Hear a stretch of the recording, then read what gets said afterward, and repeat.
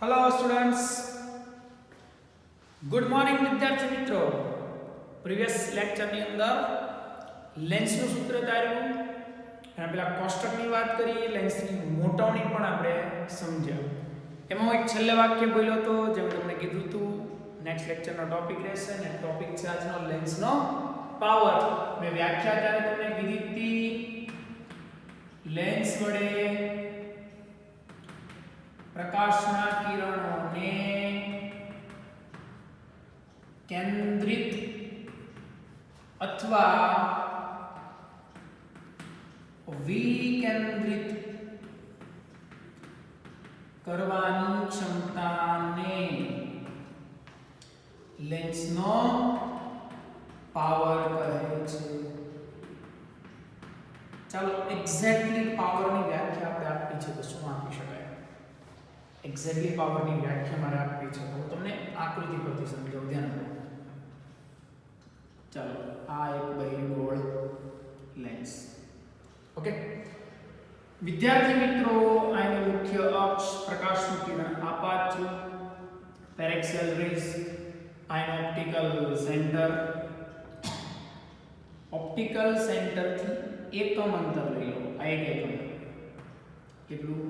એક એકમ. સર આ કિરણ સ્વાભાવિક છે, વક્રીભવન થશે એટલે f માંથી પસાર થશે. f એટલે આપણી કેન્દ્ર લંબાઈ થઈ ગયા. ચાલો જો વક્રીભવન ન થયો તો કિરણ સીધું જ નીકળી જાત.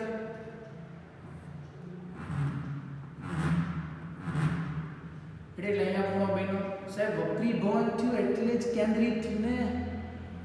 વક્રીભવન ન થતું હોય કિરણો તમે આવા ગમે એટલા આપાત કરો તો સીધે સીધા વિતારિત કરે. કેન્દ્રિત શું કામ છે? લેન્સના વક્રીભવનના લીધે. ભાઈ કેન્દ્રિત કરવું કે વિકેન્દ્રિત કરવું એનું નામ જ વક્રીભવન. વક્રીભવન એટલે કિરણ એક પ્રોપર માર્ગેથી વળીને જતું હોય. એ વળ્યું એટલે તો કેન્દ્રિત થયું ને. આંખનો ડેલ્ટા તો આ ડેલ્ટા થાય. તો મને એટલી ખબર પડી ગઈ કે અલ્ટિમેટ આ ડેલ્ટા જે પ્રમાણે ચેન્જ થાય એ પ્રમાણે કેન્દ્રિત વિકેન્દ્રિતની ક્ષમતા વધઘટ થાય. જો આ ડેલ્ટા જેટલો નાનો એટલા ઝડપથી કેન્દ્રિત થઈ જાય. ડેલ્ટા જેટલો મોટો, સમજાય છે વાત? એટલે સોરી, ડેલ્ટા જેટલો મોટો એટલા ઝડપથી કેન્દ્રિત થઈ જાય. ડેલ્ટા જેટલો નાનો એટલા આધા. હું તમને કહું ડેલ્ટા 10 ડિગ્રી હોત તો કિરણ આગે જે નીકળત કે 10 ડિગ્રી. ડેલ્ટા 60 ડિગ્રી હોત તો સર અહીંયા ભેગા થઈ જાય. ડેલ્ટા જેટલો મોટો એટલી કેન્દ્રિત કરવાની ક્ષમતા વધારે છે, જલ્દી કેન્દ્રિત થાય છે. ડેલ્ટા જેટલો નાનો એટલા દૂર કેન્દ્રિત થાય છે. એટલે પાવરની એક્ઝેક્ટ વ્યાખ્યા લખીએ તો આવું લખી શકાય, લેન્સના ઓપ્ટિકલ કેન્દ્રથી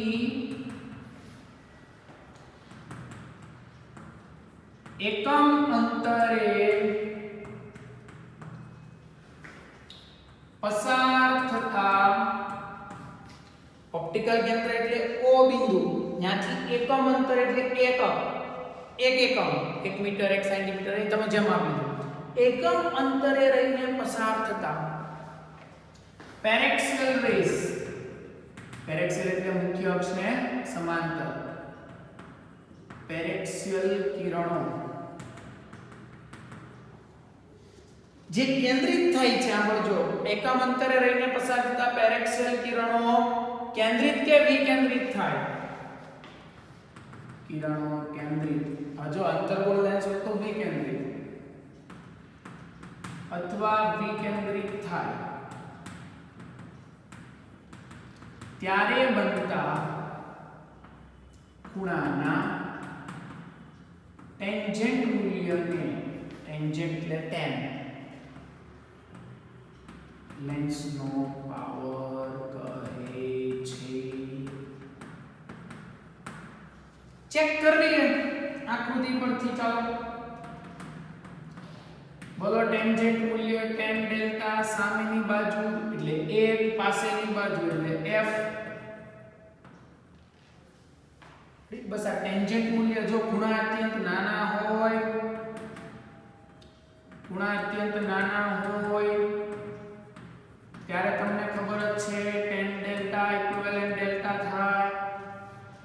સર આપણે આવું લખી શકીએ delta is equal to 1 upon f. બસ આ ટેન્જન્ટ મૂલ્યને જ લેન્સનો પાવર કહેવાય, એટલે પાવરનું સૂત્ર થઈ ગયું 1 અપોન f.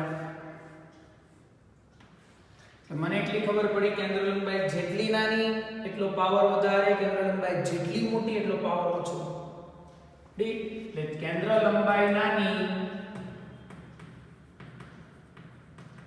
તેમ કેન્દ્રિત અથવા વિકેન્દ્રિત કરવાની ક્ષમતા વધે. વિકેન્દ્રિત કરવાની ક્ષમતા વધે. આનાથી વાઇસ વર્સા, કેન્દ્ર લંબાઈ મોટી એમ વિકેન્દ્રિત કરવાની ક્ષમતા ઓછી. ઇન શોર્ટ, લેન્સનો પાવર એટલે કેન્દ્ર લંબાઈનો વ્યસ્ત. તો પાવરનો એકમ જરાક ચેક કરી લો.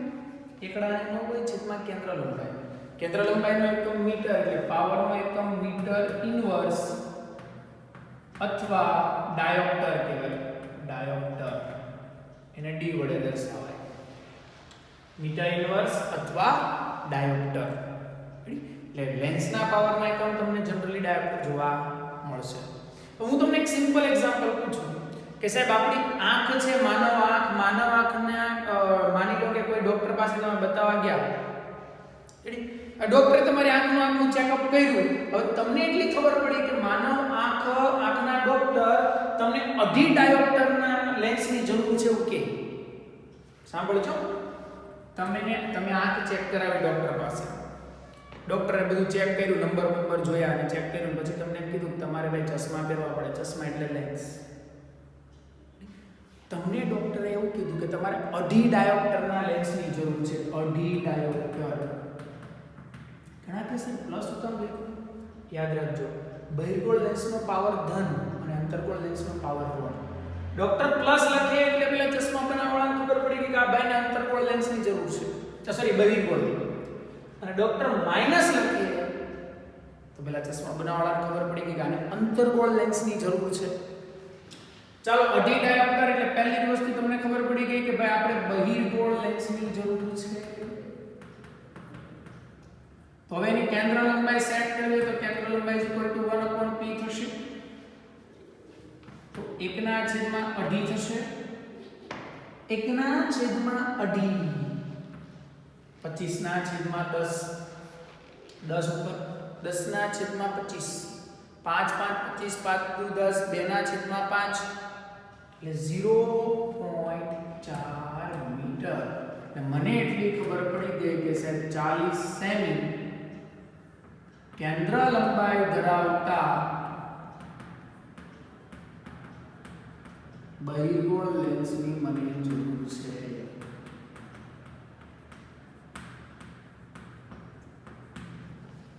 સિમ્પલ. પ્લસ લખો એટલે બહિર્ગોળની જરૂર છે, હમણાં માઈનસ લખો તો તમે બોલત કે અંતર્ગોળ લેન્સની જરૂર છે. યાદ રાખજો, બહિર્ગોળ લેન્સનો પાવર ધન અને અંતર્ગોળ લેન્સનો પાવર ઋણ હોય. બહિર્ગોળ લેન્સનો પાવર ધન અને અંતર્ગોળ લેન્સનો પાવર ઋણ હોય. 40 સેમી કેન્દ્ર લંબાઈ ધરાવતા બહિર્ગોળ લેન્સની જરૂર પડે. કેટલાની? 40 સેમી. ચાલો, નેક્સ્ટ વસ્તુ. સર હવે આપણે લેન્સનું સંયોજન કરીએ. એક કરતા વધારે લેન્સ કમ્બાઈન કરીએ. ચાલો, મારે જાણવું છે લેન્સનું સંયોજન. પાતળા લેન્સનું સંયોજન સમજવું છે. બહુ મસ્ત ધ્યાનથી સમજજો. હું પહેલા બે લેન્સ લઈને સમજાવું એટલે તમને વધારે આઈડિયા આવશે. મારી પાસે બે લેન્સ છે. એકની કેન્દ્ર લંબાઈ f1 ને બીજાની f2 અને બેને મેં અડી અડીને મૂક્યા છે. બરાબર? f1 f2 બેની મુખ્ય અક્ષ સંપાત થાય એ રીતે બે લેન્સને મેં મૂકેલા છે સંયોજનમાં. હવે પ્રકાશનું કિરણ અહીંયા ઓબ્જેક્ટ છે. સાહેબ પાતળા લેન્સ છે એટલે તમે કેન્દ્ર અંતર વચ્ચેથી માપશો તો ચાલશે, કેમ કે આ અંતરને અવગણી શકાય પાતળા લેન્સ હોવાથી. આ વર્ણન બધું લખજો. જેની મુખ્ય અક્ષો સંપાત થતી હોય એવા f1 અને f2 કેન્દ્ર લંબાઈ ધરાવતા બે બહિર્ગોળ લેન્સને આકૃતિમાં દર્શાવ્યા મુજબ ગોઠવેલા છે. અહીં લેન્સ પાતળા હોવાથી દરેક અંતરોની ગણતરી વખતે લેન્સના અંતરોને અવગણી શકાય એટલે દરેક અંતરો આપણે મધ્ય ભાગથી માપીશું. આવું વર્ણન લખવાનું છે. ઓ ચાલો, આ પહેલો લેન્સ છે, બીજો લેન્સ છે. સાહેબ પ્રકાશનું કિરણ આપાત થયું, પહેલા લેન્સ વડે પ્રતિબિંબ મળે મેળવી જ લેવાનું છે. થોડી વાર માટે બીજા લેન્સને ભૂલી જાવ. કેમ લેન્સ વાળું તો શીખવાડ્યું તો એક સપાટી લો પછી બીજી લો, એમ આમાં શું કરવાનું? થોડી વાર માટે બીજા લેન્સને ભૂલી જાવ. ચાલો સર, પહેલાનું પ્રતિબિંબ અહીંયા મળ્યું I1, તો એના પ્રતિબિંબ અંતરને નામ આપો V1. થોડી વાર બીજો લેન્સ નથી એવું માની લે તો હું એવું લખી શકું સર, પ્રથમ લેન્સ માટે બોલો લેન્સનું સૂત્ર -1/u + 1/v1 = 1/f1. પણ તમને બધાને ખબર છે પહેલાનું પ્રતિબિંબ બીજા માટે વસ્તુ બને. લખું છો, પ્રથમ લેન્સ વડે મળતું પ્રતિબિંબ એ બીજા લેન્સ માટે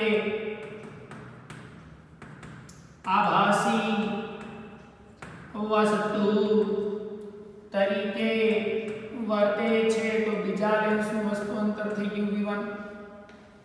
બીજા લેન્સ માટે વસ્તુ અંતર થઈ ગયું v1, કેમ કે બીજા લેન્સ માટે આ વસ્તુ બની ખરેખર આ હોતું નથી. હવે મૂળ આકૃતિમાં આવી જાઓ. પ્રકાશનું કિરણ અહીંયા આવ્યું, ફરી પાછું વક્રીભવન થયું. આ તમારું ઓરિજિનલ પ્રતિબિંબ. તો જો બીજા લેન્સ માટે લેન્સનું સમીકરણ લખું બીજા લેન્સ માટે તો -1 u, પણ આની માટે u એટલે શું? v1. બીજા લેન્સ માટે u એટલે શું? v1. -1/u + 1/v = 1/f. બીજા લેન્સ માટે એક કામ કરો, સમીકરણ 1 અને 2 નો